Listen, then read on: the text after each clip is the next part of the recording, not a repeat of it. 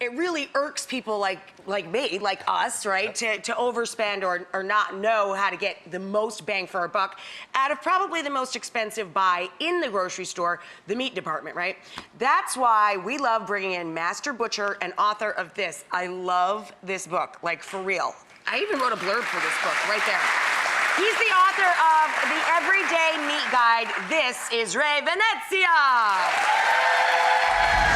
Okay, so today you're gonna school all of us in some basics here. Are we starting on this end of the counter or this end? We're gonna start on this end. Here's a great item to take advantage of. Great value is the flank steak. I love flank steak. Now here I'm talking about flank steak, and to prove that out, we went online to go over the wholesale costs of this, and if you look, in the wintertime, flank steak, that's the wholesale cost.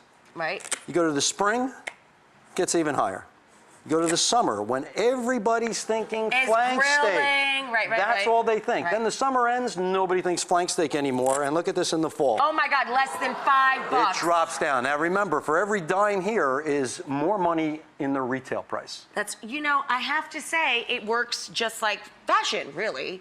You know, there's seasons to meat, and when you think about it, the stuff that people love to throw on the grill, it's going to cost more in the summer because of demand, right? That's absolutely, and that's exactly what this is, supply and demand. With the flank steak, you want to look for a little bit lighter in the color. It'll tell you it has a little bit more marbling in it, okay? But pretty much from there, it's pretty basic. Right. And comes out great. Like I said, it's like a forgotten great bargain. cut.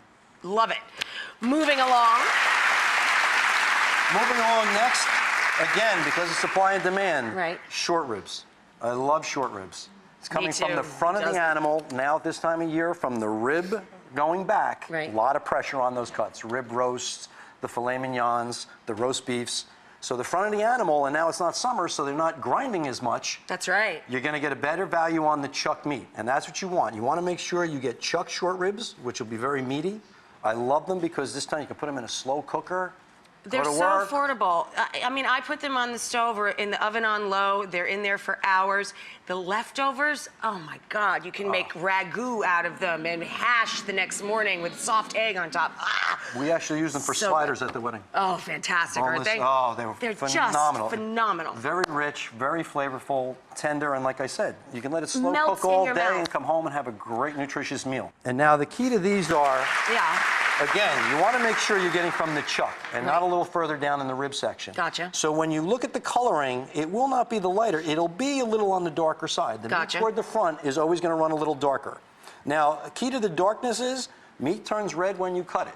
That's when you get that brightness. It will start to fade. Doesn't mean the meat is bad, but when you look in your package, if the meat is dull, that's a sign the moisture is gone. So it can be a little darker in color, but you need a little bit of that shine so that it's not so dark. So you know it still has the moisture. It hasn't dehydrated, right? Absolutely. Okay, moving along. Where do we go next? Moving on down the line. One of my favorites. Here again, you have a lot of pressure when it comes to pork. I love the pork fillet.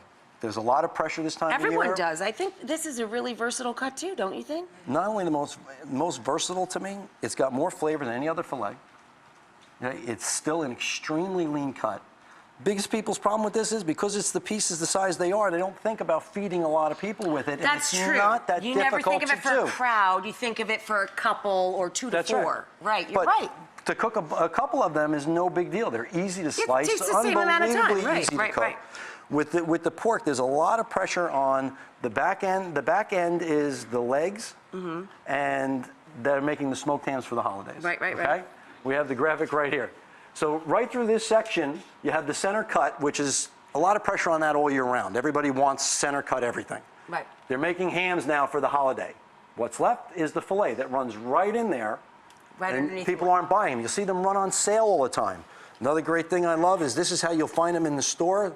The one meat package that you can just take and put right in your freezer. That's right, and always have it on hand. I would have it like I have chicken nuggets in for the kids. There's always be a package of pork fillets in the freezer. Absolutely at all times. And like I said, so versatile, on the pan, roasted in the oven.